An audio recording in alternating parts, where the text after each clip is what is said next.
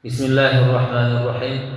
Alhamdulillahi rabbil alamin. Wassalatu wassalamu ala rasulih Muhammad wa ala alihi wa ashabihi ajma'in. Rabbi yassir wa la tu'assir wa tammim bil khair. Assalomu alaykum hurmatli jamoatimiz.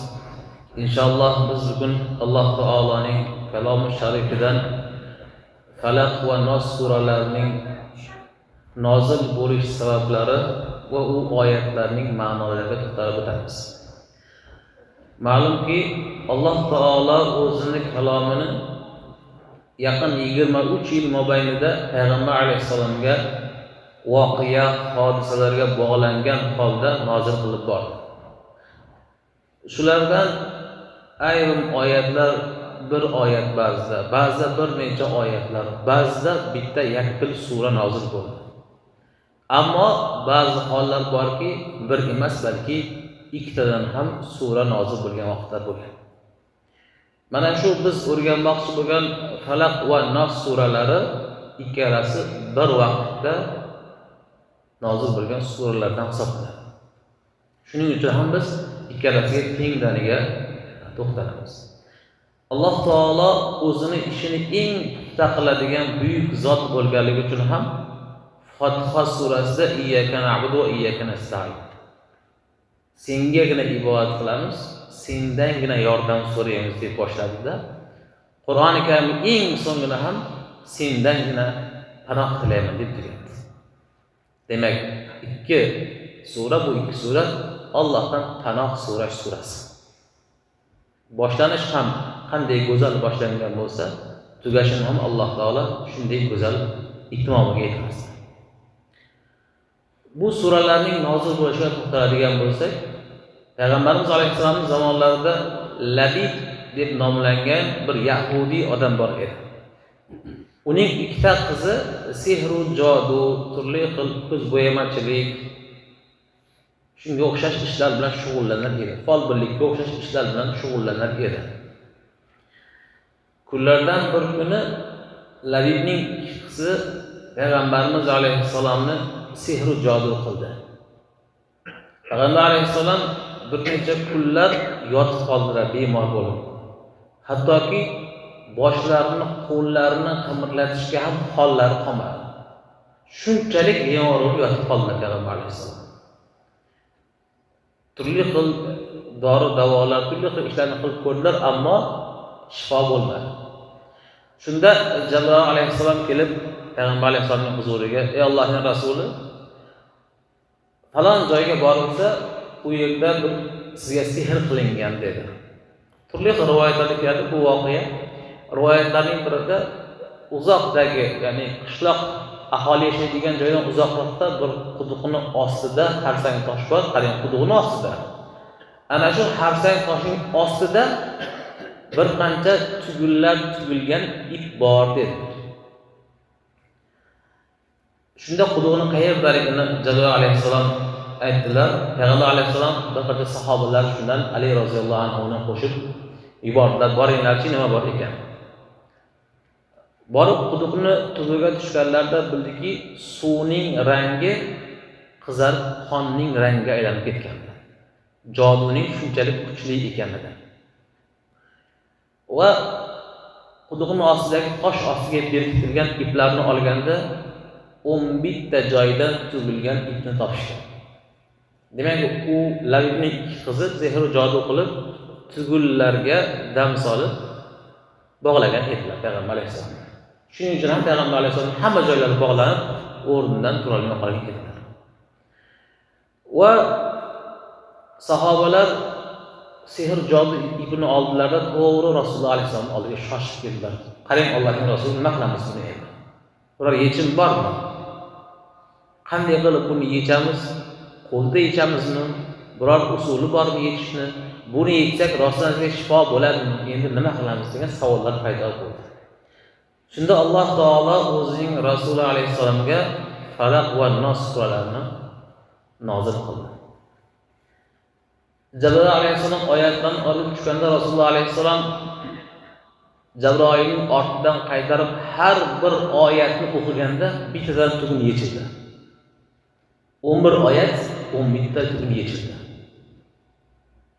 Imom Buxoriy rivoyat qilib keltiradiki, shu yerlarni Payg'ambar alayhissalom ikki surani tugatganlarida har bir turkum yechilib bo'lganida xuddi inson quvvatga to'lgan holda sakrab o'rnidan turadi-ku. Xushxabar eshitganda sakrab o'rnidan turib bir quvvat kelib ketadi-ku insonga. Payg'ambar alayhissalom xuddi shunday quvvat bilan o'rnidan turib sakrab turib ketdilar. Qarang. Demak, mana shu yerni o'zida xulosa qiladigan bo'lsak, sababi nuzulni, nozil bo'lish sabablarini. Sehr, jodu, ko'z tegishi, nazar tegishi, folbinlarning ayrim ta'sirlari bor ekanligini tushunamiz. Allohning eng suyukli payg'ambariga ta'sir qildiki, o'zga insonlarga ta'sir qilishi bu aniq holat. Va buning yechimi nima bo'ldi? Biror joyga borish bo'lmadi, dori-darmonlar bo'lmadi. Yechimi ham Qur'oni Karimning o'zida. Ulamolarimiz aytadilarki, har mo'min kishi kechqurun yotishida mana shu ikki surani o'qib yotsa, ertalab turganda mana shu ikki surani o'qib o'ziga dam solib olsa, hech qanday ziyon, zahmat yetmaydi, na insonlardan, na jinlardan deb aytadi ulamolarimiz. Oyatlarning ma'nosiga to'xtaladigan bo'lsak, Bismillahirrohmanirrohim. Qul a'udhu bi robbil falaq. Ya'ni subhning, tongning Robbisi bilan yordam so'rayman, panoh so'rayman. Tongning Robbisi kim? Alloh taolo. Alloh taolo panoh so'rayman. Min sharri ma xalaq. Va o'sha Robb Alloh taolo yaratgan narsalarning barchasining yomonligidan panoh so'rayman. Duo ekanda. Alloh yaratgan barcha narsaning yomonligi nima bo'lsa, hammasidan panoh so'rayman. Min sharri ma xalaq. Va min sharri ghasiqin idza waqab. Va xossatan qorong'u zulmatning yomonligidan. Zero kunduz kuni ancha-muncha zararlarni ko'rib daf qilishimiz mumkin. Ammo Alloh taolo shunday mahluqotlar borki, biz uni ko'rmaymiz. Faqatgina qorong'u zulmatlarda ko'chaga chiqadi. Ovlarni ham qorong'u zulmatlarda qiladi.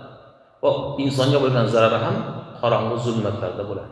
Shuning uchun xossatan keltirilyaptiki, zimiston qorong'udagi bo'lgan barcha yomonlikdan panoh so'rayman.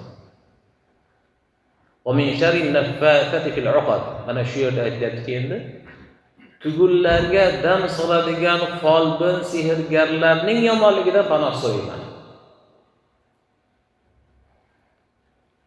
Va min sharri hasidin idza hasad. Oyatning oxirida hasad qiluvchilarning yomonligidan ham panoh so'rayman.